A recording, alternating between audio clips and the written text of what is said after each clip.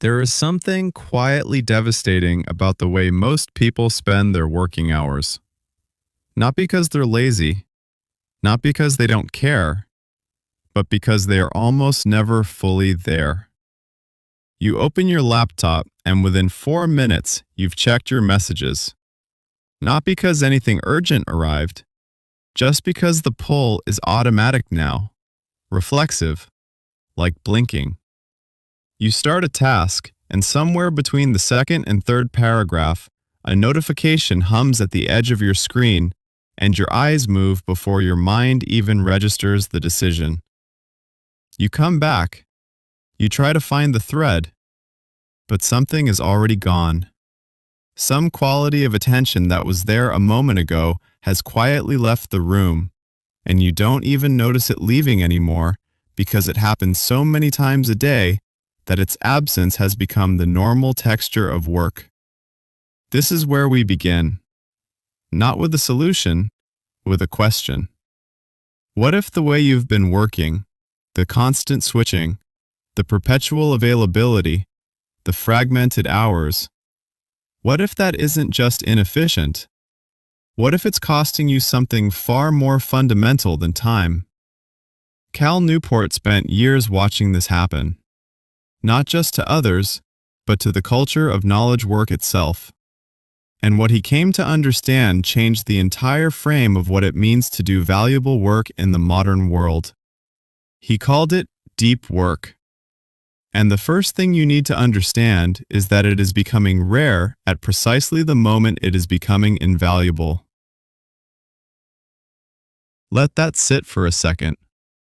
Not just rare and invaluable simultaneously. That combination is not accidental. It is the economic and cognitive story of our time. Deep work, in Newport's framing, is professional activity performed in a state of distraction-free concentration that pushes your cognitive capabilities to their limit. It creates new value. It improves your skill.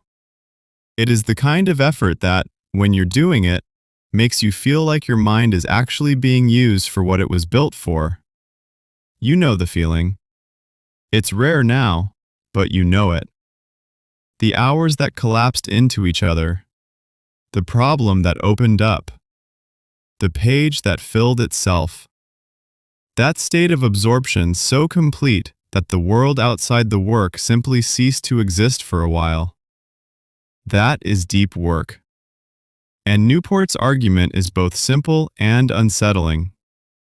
The people who can do that, consistently, deliberately, at will, are going to produce the most meaningful output in the coming decades. Not the most connected people, not the most responsive, not the ones who answer fastest or attend the most meetings. The ones who can think hard for long stretches without flinching. And here is the uncomfortable part. Most of us are actively destroying that capacity. Every single day. Newport draws a line between deep work and what he calls shallow work. Shallow work is the logistical, non-cognitively demanding tasks that fill most people's days. Emails, meetings, status updates, administrative loops. Things that need to happen but that almost anyone could do. Things that feel like work because they consume time and create the sensation of productivity, but that generate very little value and require almost none of your actual cognitive depth. The problem is not that shallow work exists. The problem is the ratio. And the deeper problem is that most people don't even know what their ratio is. They experience their days as full. They feel busy. They end the day tired. But if you ask them to name one thing they created that week that genuinely required prolonged, uninterrupted concentration, one thing that would not have existed without their specific mind working at its specific edge, many of them would have to think for a long time before they could answer. That gap, between how full the day feels and how little deep work it contains, is what Newport is trying to close. But before he offers solutions, he does something more important. He explains why the gap exists in the first place, and the explanation is not what you'd expect. It is not about laziness. It is not about poor time management. It is structural. It is cultural. And once you see it, you cannot unsee it. The modern workplace was not designed for deep work. It was designed, largely by accident and partly by philosophy, for visibility. The open office. The always-on communication culture. The expectation of rapid response. The metrics of presence rather than output. All of it emerged not from a careful analysis of what produces great knowledge work, but from a set of assumptions about what industrious, committed employees look like. And those assumptions are almost perfectly misaligned with what deep cognitive work actually requires. Think about it from the inside. If you work in most modern organizations, the implicit measure of your productivity is not the quality or depth of what you produce. It's whether you're reachable, whether you respond quickly, whether you appear engaged. Newport calls this the metric black hole.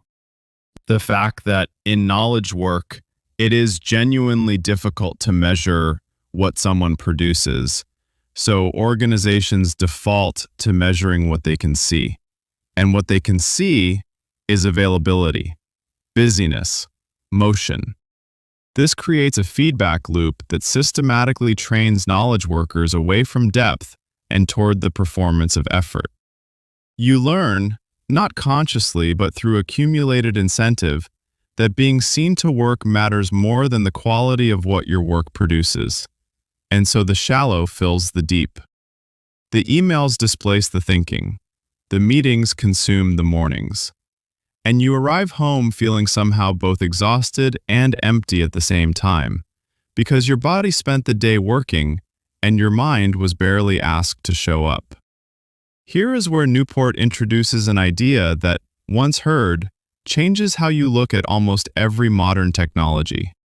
He argues that the internet, specifically the culture of constant connectivity it enables, did not simply add distraction to our lives. It restructured the cognitive baseline from which we operate. When distraction is always available, the threshold for seeking it drops. And when that threshold drops far enough, your capacity to tolerate boredom, which is actually the entry point to deep focus, begins to erode. This is the piece most people miss. They think focus is something you achieve by removing distraction in the moment. Turn off notifications, close the tab, put the phone in another room. And yes, those things help. But Newport's deeper point is that the damage is cumulative and architectural. If you spend most of your waking hours in a state of fragmented attention, switching between tasks, skimming rather than reading, responding rather than thinking, you are not just having a distracted day. You are training your brain. You are conditioning its default mode. And over time, the capacity for sustained, deep attention does not just decrease. It becomes uncomfortable. It starts to feel like something is wrong. Boredom feels wrong. Stillness feels wrong. And so you reach for the phone, not because you want to, because the architecture of your own attention has been quietly rearranged. Now stop for a moment, not to process an idea, to ask yourself something honestly. When did you last sit with a single thought for more than 10 minutes without reaching for something? Not a task, a thought, a problem you cared about. How long before the pull became irresistible? That question is not rhetorical. It is diagnostic. And whatever your answer is, Newport would say it tells you something important about the state of one of your most valuable professional assets. He turns to evidence, not just anecdote. He points to figures across history and across disciplines whose output seems almost impossible by modern standards.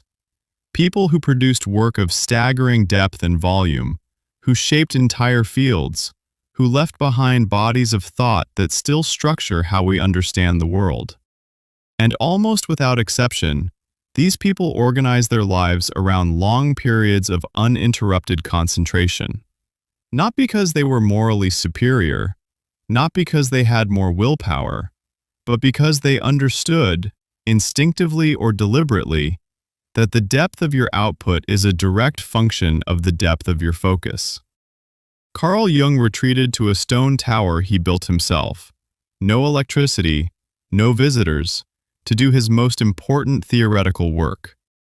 Mark Twain wrote in a separate cabin far enough from the house that his family had to blow a horn to reach him.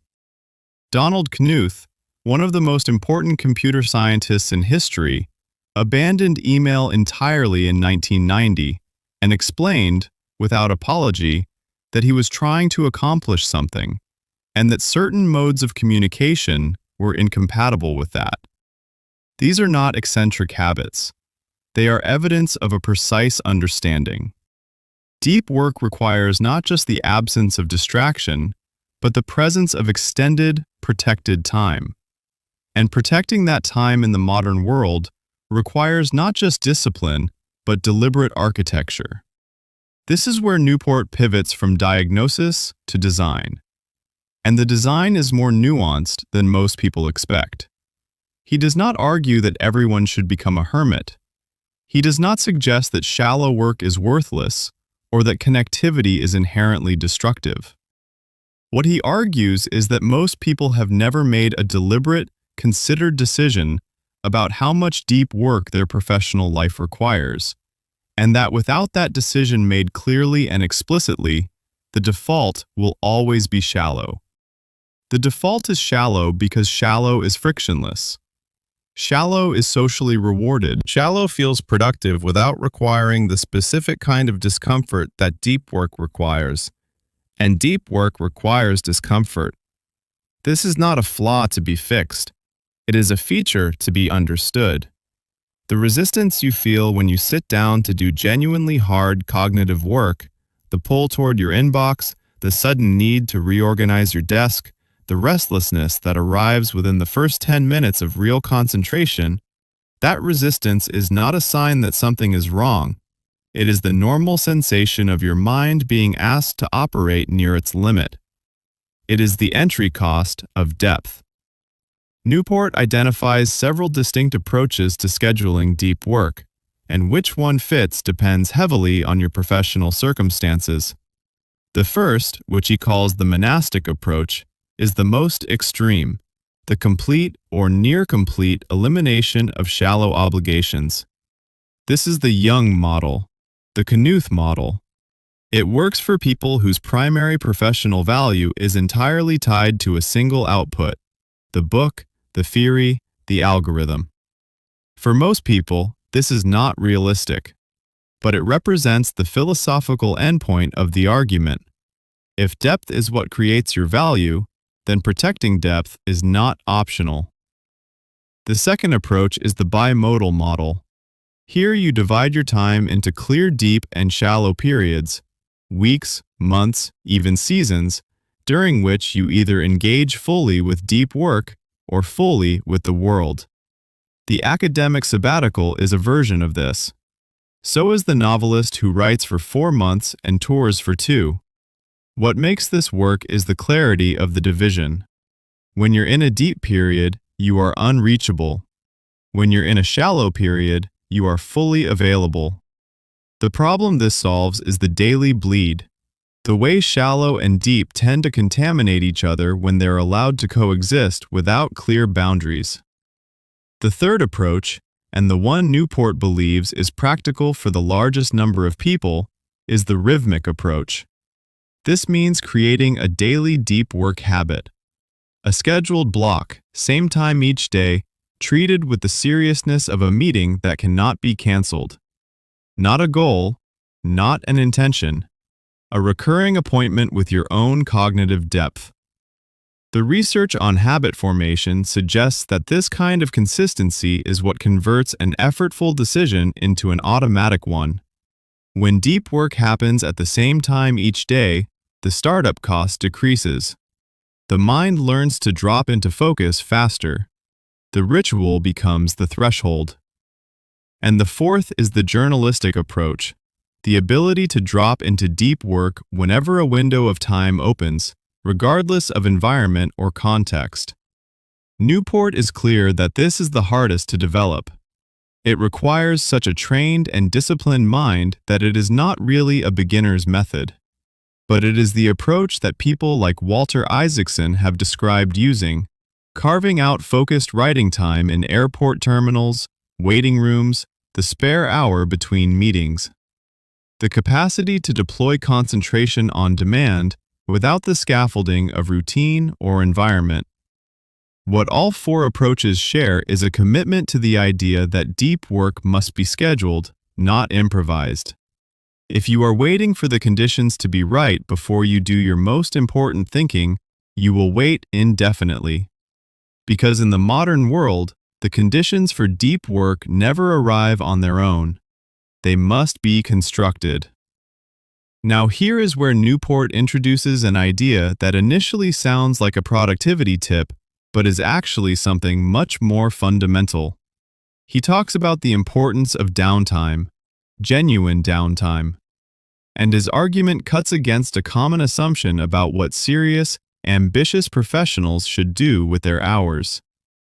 Most high performers, at some level, believe that more hours of effort equals more output. That if you're not working, you're falling behind. That rest is what you earn after enough sustained effort, not something you planned for deliberately. Newport calls this assumption not just wrong, but counterproductive, and the mechanism he invokes is fascinating. He draws on research about how the unconscious mind processes complex problems.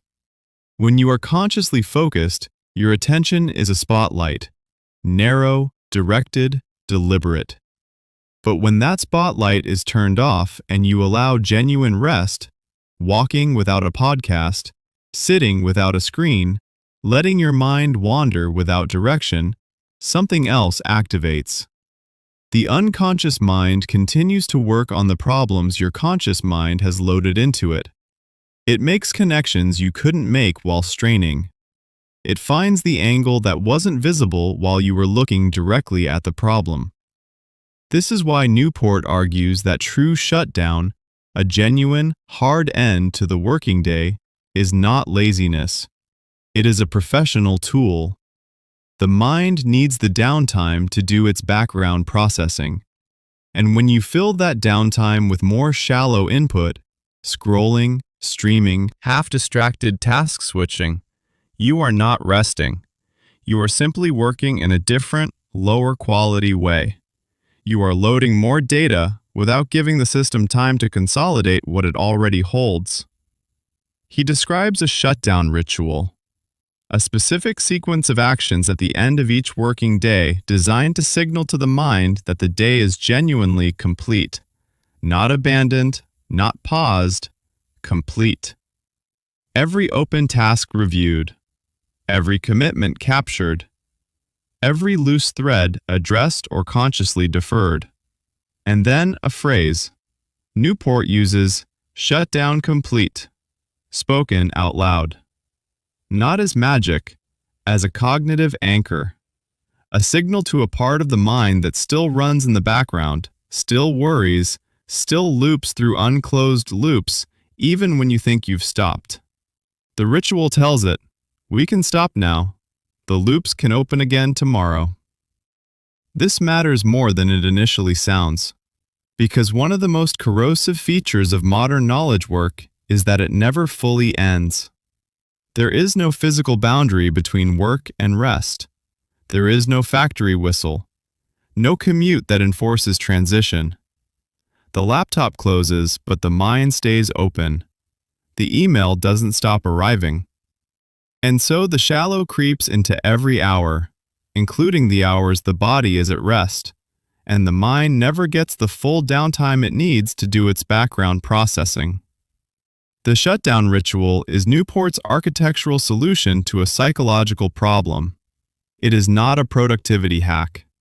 It is a boundary drawn at the edge of the work, inside the mind. But there is another dimension to this that Newport develops carefully, and it might be the most psychologically complex part of his argument. He explores what it actually feels like to do deep work well. Not the logistical mechanics of how you schedule it, but the interior experience of it. And here he draws on the work of Mihai Csikszentmihalyi and the concept of flow. Flow is the state of optimal experience, that rare condition in which the difficulty of the task perfectly matches the level of the person's skill, where the challenge is high enough to demand full engagement, but not so high as to induce anxiety. In flow, the sense of self dissolves. Time dilates or compresses. The work and the worker become temporarily indistinguishable. And Newport's argument is that deep work, when practiced consistently and skillfully, is the professional path most reliably toward that state. This reframes the entire project. It moves it from the language of productivity to the language of meaning. Because flow is not just efficient. It is, according to Csikszentmihalyi's decades of research, one of the primary sources of subjective happiness in human experience. The moments people most frequently report as their best, their fullest, their most alive, are not the moments of leisure or comfort or passive entertainment. They are the moments of deep, skillful engagement with difficult problems. The implication is quiet but profound. The person who learns to do deep work consistently is not just building a more productive professional life. They are constructing more moments of genuine human flourishing. They are systematically engineering the conditions under which they feel most alive. And here is the reversal Newport offers. The modern assumption is that distraction is pleasurable and work is unpleasant. That the scrolling and the browsing and the constant availability represent rest, reward, the thing you do when you finally get a break. But the research tells a different story. The shallow, fragmented, always connected mode of modern life, it is not actually very enjoyable. It is stimulating. It is novel. It activates the same neural reward circuits as other forms of novelty.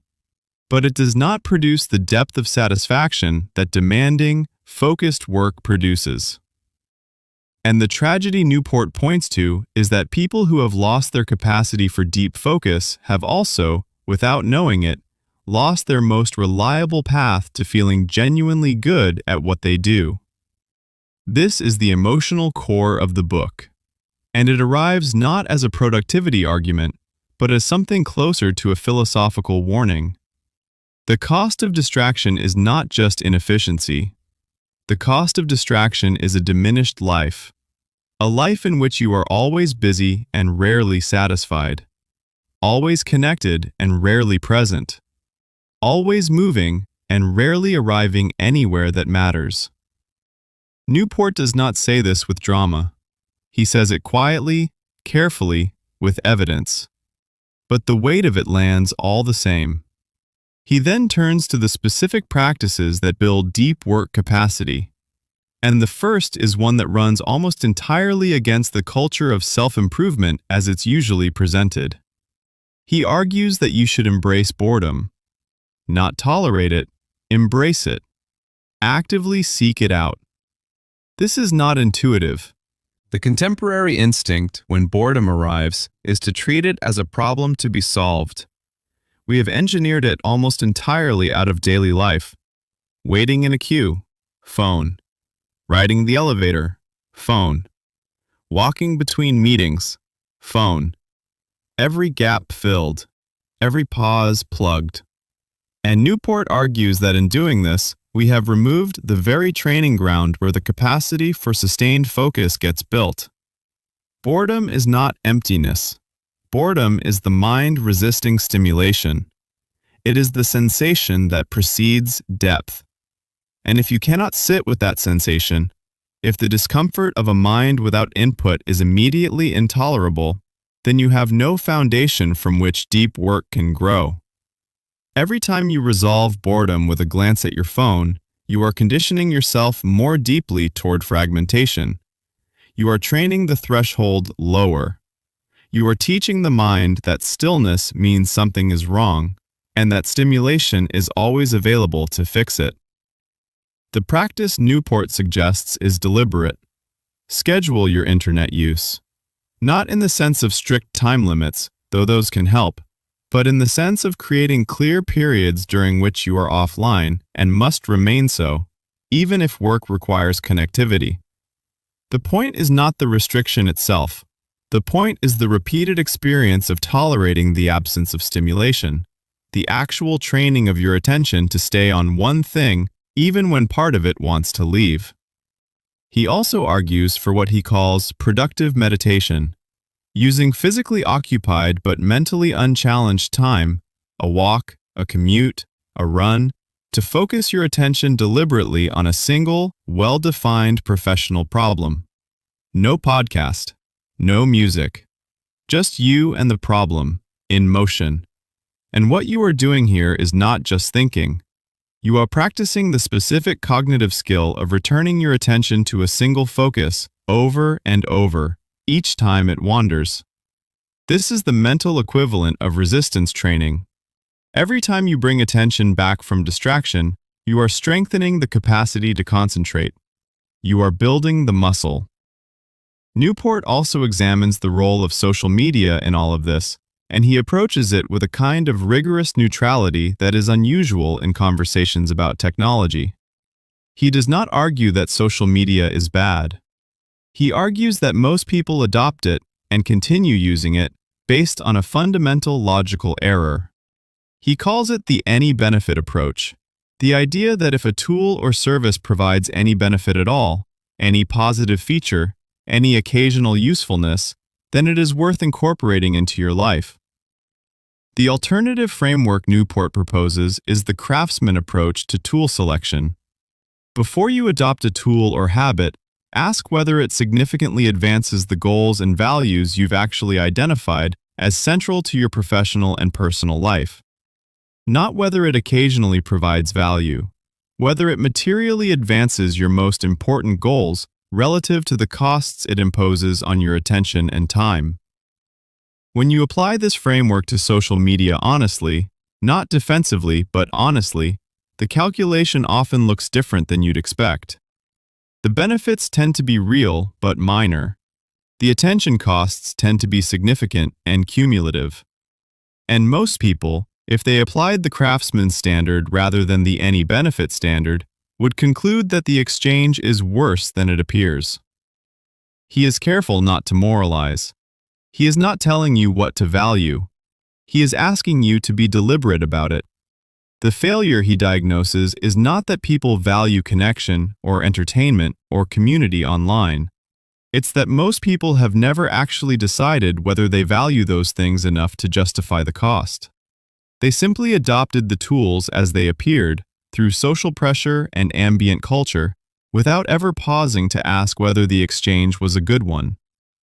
And this is a thread that runs through everything Newport writes: the absence of deliberate choice. The way modern life fills itself in the absence of conscious decision. The way shallow creeps into every gap not because anyone chose it, but because shallow is the default, and depth requires intention.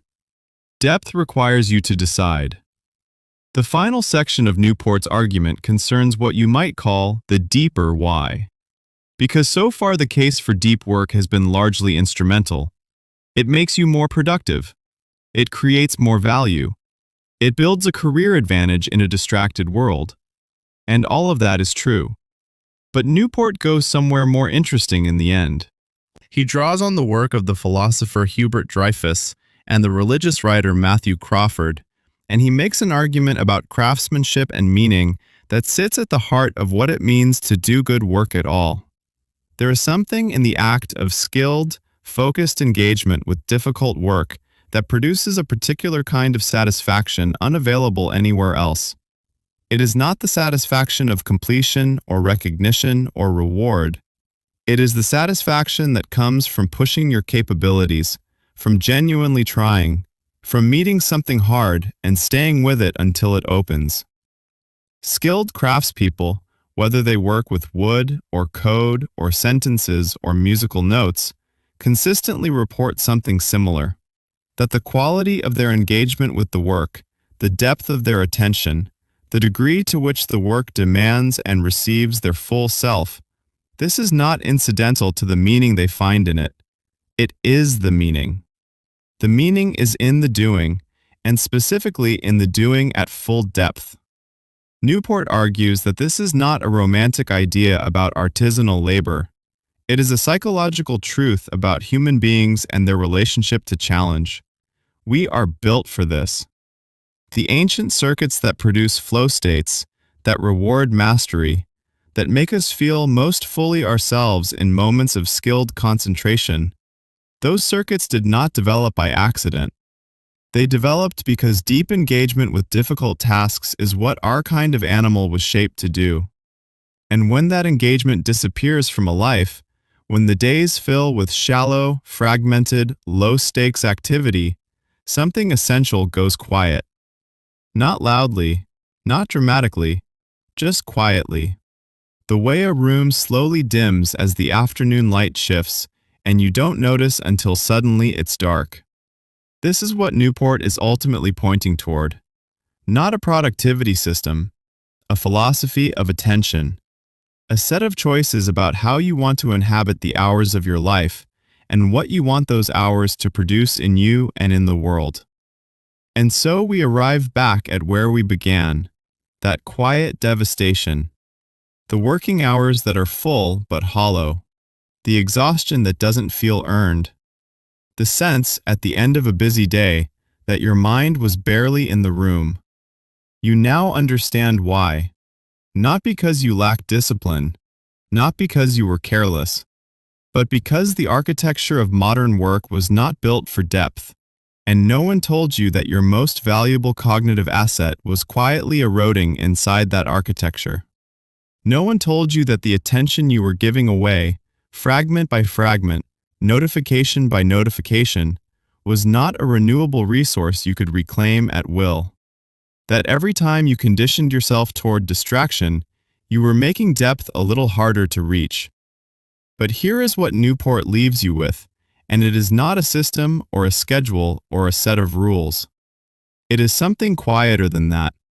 It is the realization that depth is still available, that the capacity for it, however diminished, is still there, that boredom is still survivable, that concentration is still learnable, that the mind, given the right conditions and enough time, can be trained back toward its own depth. The question is simply whether you decide to build those conditions, whether you protect the time, whether you endure the discomfort of stillness long enough to discover what's on the other side of it, whether you make the choice, deliberately, to work at the level your mind was actually built for. You were never built for distraction. You were built for this.